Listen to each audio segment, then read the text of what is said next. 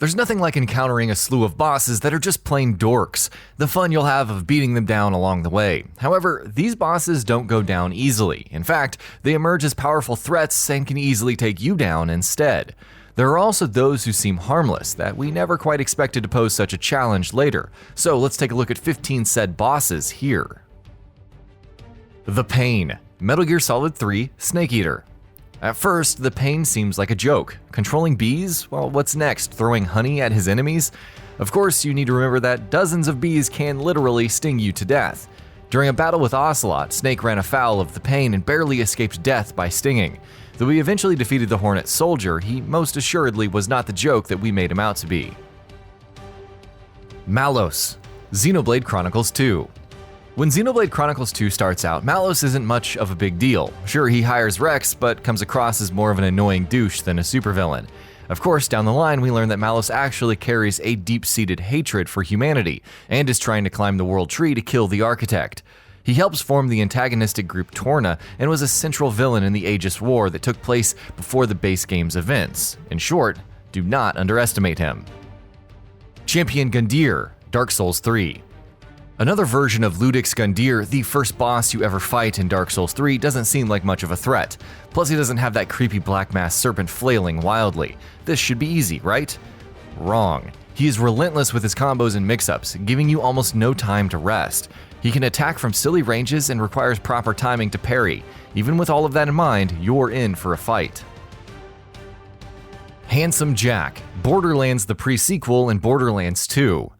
At the beginning of Borderlands the pre-sequel, Jack was described as in over his head. He often came across as bumbling, though fairly intelligent and sympathetic to his Vault Hunters.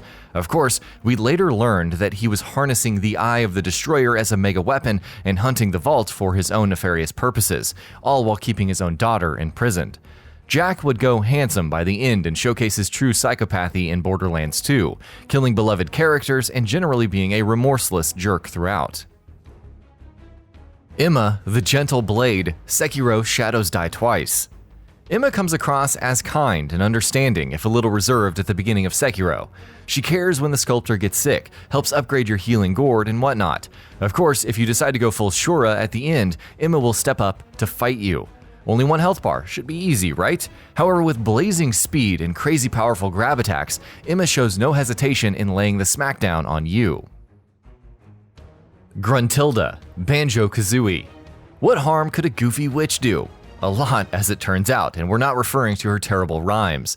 Gruntilda may joke around and host lame game shows to stop Banjo and Kazooie, but she's also incredibly tough in the first game's final boss battle. Upon resurfacing in Banjo-Tooie, Gruntilda dispenses with the pleasantries and straight up kills bottles. Appearances, especially kid-friendly cartoony ones, can always be deceiving in rare games. Demyx, Kingdom Hearts 2. Running around with his sitar and goofy boy band hairstyle, which isn't saying much since this is Kingdom Hearts 2, Demyx seems more annoying than anything else. Hilariously enough though, when you actually fight him, he suddenly possesses remarkable speed and water attacks.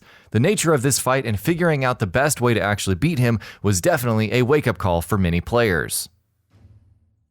Sans, Undertale. Joking around, not taking life too seriously, and genuinely enjoying himself, that's Sans in a nutshell. He can be quite mysterious, teleporting around and meeting the protagonist at different points. However, if you embrace the genocide route, Sans will stand to oppose you in the end and throws everything he has from Gaster Blasters to bones. You actually have to wait for him to fall asleep to actually have a chance at winning. Miang Hawa, Xenogears. Unassuming but generally mysterious, Miang appears multiple times throughout Xenogears. She seems to have her own ulterior motives, but as it turns out, she's the penultimate final boss, a duplicate of the mother of all humanity. Her main goal is to essentially use humanity to feed Deus, the boss at the end, and as such presents some of the tougher Gears fights in the game. Double, Mega Man X4. As a rookie hunter who helps out X, Double's name hints at his upcoming betrayal. The rotund robot seems generally useless, but when he shows his true form, slicing and dicing hunters like it's nothing, he becomes a true force to reckon with. To say he's one of the tougher bosses in X's route wouldn't be exaggerating. The Keeper, the Evil Within. While looking like quite the menace, especially with his sack of human heads, large meat tenderizer hammer, and safe with barbed wire wrapped around it for a head, you never really see the Keeper as a huge threat, at least not how Laura and Ruvik can be. That is, until the second fight in Chapter 13 when he displays some cunning with all of the traps and using his brute strength. Well met, Keeper. Senator Armstrong, Metal Gear Rising: Revengeance. Armstrong is a megalomaniac, but doesn't come across as anything more than a buff, suit-wearing pencil pusher. Raiden has toppled Metal Gear Rex units and geckos. How tough could this guy be without Metal Gear Excelsis to back him up? Unfortunately, this is when Nanomachine's son take over and Armstrong showcases his overwhelming skill in direct combat, threatening to take you down in just a few blows. Papyrus, Undertale. Sans' brother and a general nuisance to the player, Papyrus seems stuck up and generally ineffective at stopping the player. Even in the initial stages of battling him, he comes across as weak, but when Papyrus's blue attack alters gravity and his projectile patterns become more complex, Papyrus shows his true colors. The funny thing is that he also has Gaster Blasters, but chooses not to unleash them during the fight. Orphan of Kos, Bloodborne: The Old Hunters. A shriveled, decaying being that looks almost emaciated. That best describes the Orphan of Kos. Forget feeling threatened, you almost feel sorry for the guy. Then he starts leaping around using a weapon. That's not taking into account all of the explosive attacks, projectiles, magic, and relentless aggression. And the screaming. Oh, the screaming. Major Rom, Gears of War.